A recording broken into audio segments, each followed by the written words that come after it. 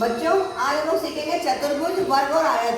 ठीक है, तो चतुर्भुज किसको कहते हैं, वर्ग किसको कहते हैं और आयत किसको कहते हैं, ये हम जानेंगे। चतुर्भुज किसको कहते हैं आपको मालूम है ना, जिस आकृति में चार भुजाएं होती है, जैसे ये आकृति है इसमें चार भुजाएं हैं इसमें, तो उसको हम क्या कहेंगे, चतुर्भुज कहेंगे। क्या कहेंगे, चतुर्भुज कहेंगे इसको। ठीक है, और चार भुजाएं इसमें भी होती हैं तो इसको भी हम चतुर्भुज कहेंगे ना, और इसमें भी चार भुजाएं होती है इसको भी हम चतुर्भुज कहेंगे।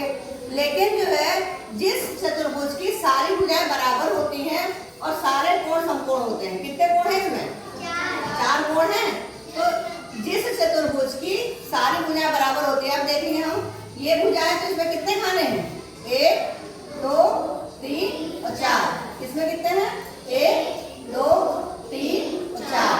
इसमें कितने हैं, 1 2 3 4। इसमें 1 2 3 4। तो चार खाने इधर है, चार खाने इधर है, चार खाने इधर है, चार खाने इधर है, यानी कि सारी भुजाएं बराबर हुई। सारे खाने बराबर होते हैं, तो सारी भुजाएं बराबर हुई, तो इसको हम कहेंगे वर्ग है।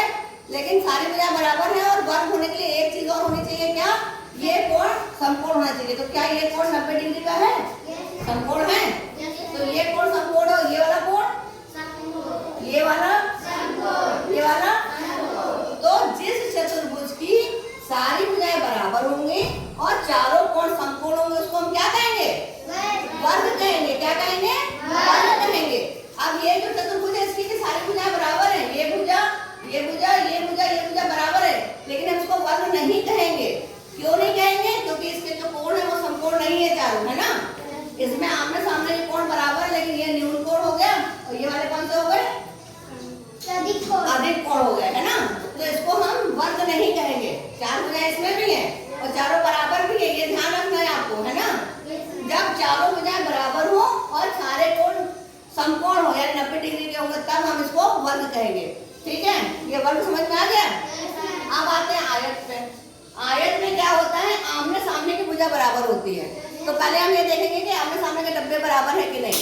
चलिए गिनते हैं, 1 2 3 4 5 6। ये 6 हो गए, नीचे वाले गिनो, 1 2 3 4 5 6। तो ये आमने सामने की भुजा बराबर हो गई ना। आप इधर साइड साइड की देखते हैं, ये गिनो कितना है, 1 2 3 4 1 2 3। तो 3 खाने इधर है और 3 खाने इधर भी हैं, तो ये आमने सामने की भुजा बराबर हो गई, है ना। अब ये कोण बताओ कितने डिग्री का है, ये कोण कितना है, कौन सा कोण बताया था, ये वाला कौन सा बताया था, 200 बोलिए, समकोण। ये वाला, ये वाला, ये वाला।